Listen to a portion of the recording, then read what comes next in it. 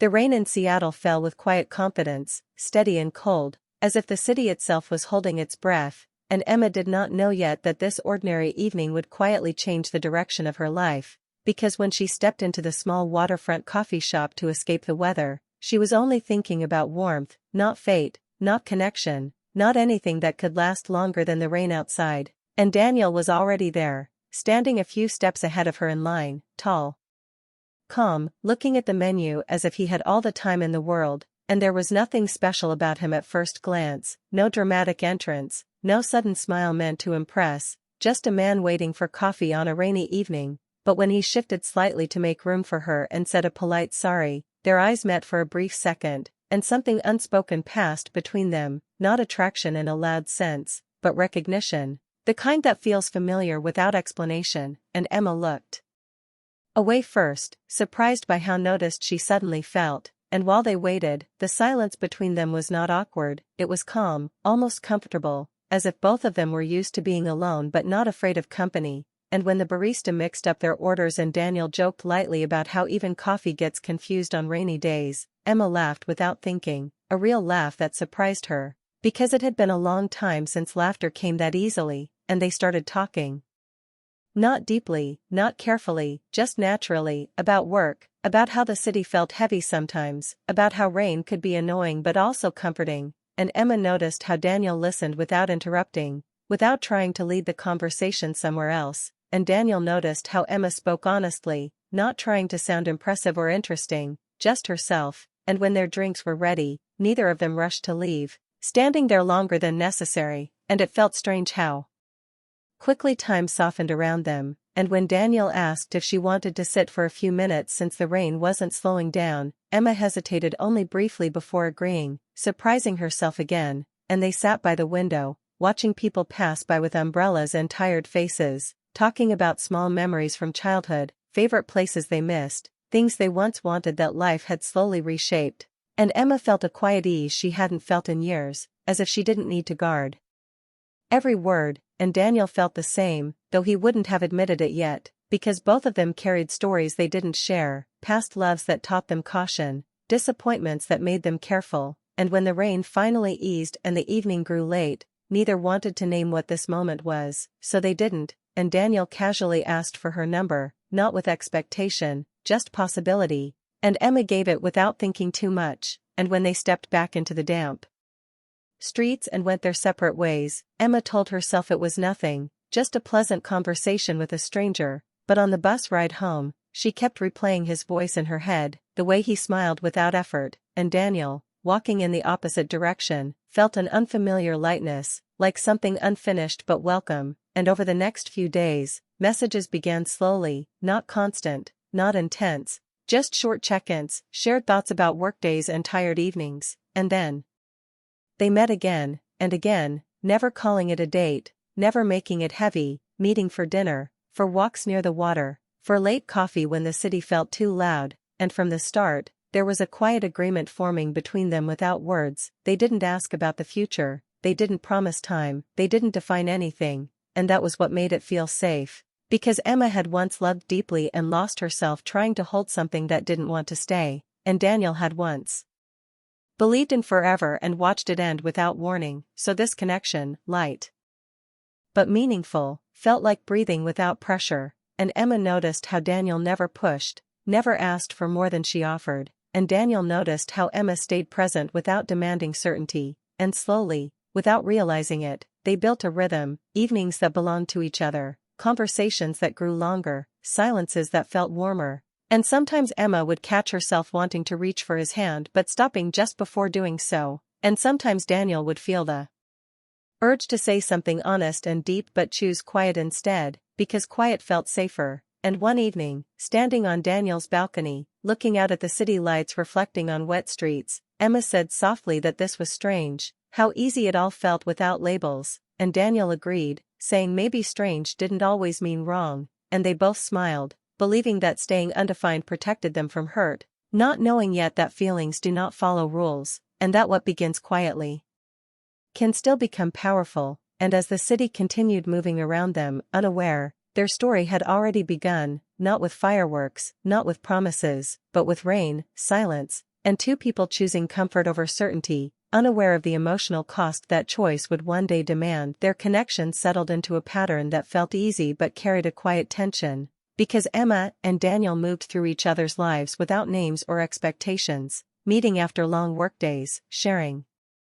meals, walking under city lights, and talking about everything except what they were becoming, and this made the days feel lighter at first, as if they had discovered a way to enjoy closeness without risk, and Emma liked how she could be herself without explaining where things were going, and Daniel liked how he could care without feeling trapped by promises, so they stayed in that space between friendship and love, where laughter came easily and goodbyes were never heavy, but over time, small moments began to change the air around them, because Emma noticed how Daniel sometimes pulled back when conversations drifted toward the future, how his answers became shorter when emotions grew deeper, and she told herself it didn't matter because this was what they both wanted, yet her chest tightened every time he chose distance over honesty, and Daniel noticed how Emma started lingering longer at the end of evenings, how her smile faded a little faster when he didn't ask her to stay, and he told himself it was kinder not to blur the lines, because he believed that keeping things undefined protected them both, but comfort slowly turned into confusion, and confusion into quiet longing, and friends began to ask questions that neither of them wanted to answer, wondering why they were always together yet never official, and Emma would laugh it off, saying it was simple, while Daniel would shrug, saying labels didn't matter, but privately, those questions echoed louder than they admitted, and as weeks passed, Emma started to feel the absence of Daniel even when he wasn't gone, missing him in moments when she shouldn't have, like when she wanted to share good news or bad days and hesitated, unsure of her place in his life, and Daniel felt a strange jealousy he didn't have the right to feel when Emma mentioned other people or plans that didn't include him, and that jealousy scared him, because it meant he cared more than he wanted to admit, and some nights, when they sat together in silence, the kind that once felt peaceful now felt heavy, full of words neither dared to say, and Emma wondered if she was slowly falling for someone who had already decided not to fall back, and Daniel wondered if avoiding commitment was actually costing him something real, but instead of facing these thoughts, they stayed quiet, choosing the comfort of what was familiar over the risk of change, and the city kept moving, seasons shifted, and their relationship remained suspended in time, warm but fragile, and one evening, after a long walk, Emma rested her head briefly on Daniel's shoulder, and the moment felt natural, right, until Daniel gently shifted, not pushing her away but not holding her either, and that small movement said more than words, leaving Emma with a sharp awareness of the distance he needed, and Daniel felt the weight of that moment too, knowing he had just drawn a line he wasn't sure he could maintain, and later that night, alone in her apartment, Emma stared at the ceiling, questioning whether this quiet ache was worth the safety she kept choosing, and Daniel sat alone as well, replaying the evening, realizing that what they had created was no longer simple, because liking this kind of relationship was easy when feelings stayed small, but feelings had grown without asking permission, and neither of them knew how to stop them without breaking something important, and as days went on, their conversations grew careful, still warm but less free, as if both were afraid that one honest sentence could change everything, and the truth lingered between them, unspoken but alive, waiting for the moment when silence would no longer be enough to hold it back. The shift came suddenly, not with an argument or a dramatic moment, but with an email Emma read early one morning while the city outside her window was still quiet, an offer from a company in Toronto that she had once dreamed about and then forgotten, and as she stared at the screen, excitement and fear rushed through her at the same time, because this opportunity meant growth, change, and distance, and the first person she wanted to tell was Daniel, yet she hesitated longer than expected, realizing how much his reaction mattered to her, and when they finally met that evening at their usual place near the water, Emma tried to keep her voice steady as she told him about the offer, watching his face carefully, and Daniel smiled and said it was great news, that she deserved it, but his words felt lighter than the moment required, and Emma sensed the space he was keeping, the emotional distance he had perfected, and for the first time, it hurt sharply instead of quietly, because she wasn't asking him to stay or to follow her, she was only asking him to feel something openly, and Daniel did feel it, more than he wanted to, because the thought of Emma leaving created a tightness in his chest he could no longer ignore, and yet his fear spoke louder than his heart, reminding him of past endings, broken promises, and how easily love could turn into loss. So he stayed calm, careful, and supportive, believing that was the right thing to do, and they walked together afterward, the air colder than usual, both aware that something important was standing between them, unspoken but heavy, and that night Emma couldn't sleep, replaying every moment of their conversation, realizing how deeply Daniel had become part of her everyday life, how his presence had slowly turned into something she depended on, and she questioned when liking him had turned into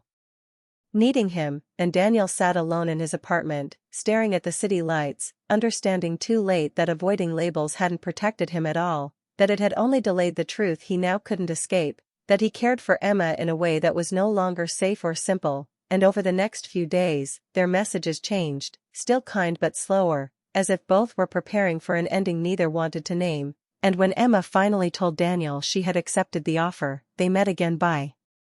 the water, the same place where their connection had deepened over time, and this time there was no pretending, because Emma's voice trembled as she spoke, and Daniel listened with a seriousness that made her heart ache, and he admitted that he didn't know how to handle goodbyes, that he had avoided them his whole life by never allowing things to go too far, and Emma admitted that she had stayed quiet about her feelings because she was afraid of wanting more than he could give, and the honesty felt painful but necessary, like pulling something sharp from a wound. And for a moment, it seemed like everything they had been avoiding was finally in the open, and the silence that followed was full of understanding rather than confusion, and they talked longer than they ever had, not about what they could have been, but about what they were, about how their relationship had lived in a space between comfort and fear, how it had given them warmth but also held them back, and Daniel said softly that he had never meant to hurt her, and Emma replied that she knew that sometimes people hurt each other simply by protecting themselves, and as the night grew darker, they faced the truth that their connection, as meaningful as it was, could not survive the distance without changing into something neither of them was ready for, and this realization didn't break them loudly, it settled into them slowly, leaving a quiet sadness in its place, and when they finally stood to leave, Daniel reached for Emma's hand for the first time without hesitation, holding it firmly as if grounding himself in the moment. And Emma felt both comforted and heartbroken by the gesture, because it came at the moment when everything was about to end, and they stood there, two people who had avoided commitment now facing the cost of that choice, understanding that what they shared was real, even if it was unfinished, and as they walked away from each other that night, both knew that something important had shifted forever, because feelings that had once stayed quiet had finally spoken, and there was no turning back to the easy comfort they once believed would last. The final days passed faster than Emma expected, filled with packed boxes, unfinished conversations, and moments that felt heavier because both she and Daniel knew time was running out, and instead of avoiding each other, they chose honesty at last, meeting often, talking openly, and allowing the emotions they had once hidden to exist without fear. And one quiet evening they sat together as the city lights reflected off the water, not trying to fix anything, just sharing the truth of what they had been, and Emma admitted that she had liked the relationship because it felt safe when her heart was tired, because it allowed her to feel close without losing herself, and Daniel admitted that he liked it because it gave him connection without demanding courage, and saying these things aloud brought relief and sadness at the same time, because they both understood that liking something did not always mean it was meant to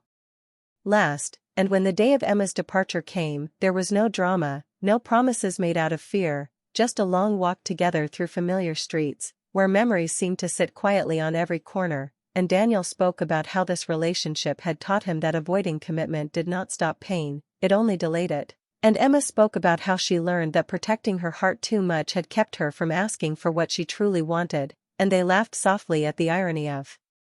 learning important lessons from something they never planned. And when they reached the place where they first talked deeply, they stopped, knowing this was where they would say goodbye, and Emma whispered that it was strange how something without a name had meant so much, and Daniel agreed, saying that sometimes the most important relationships are the ones that do not follow rules, and they held each other for a long moment, not clinging, not rushing, just present, letting gratitude soften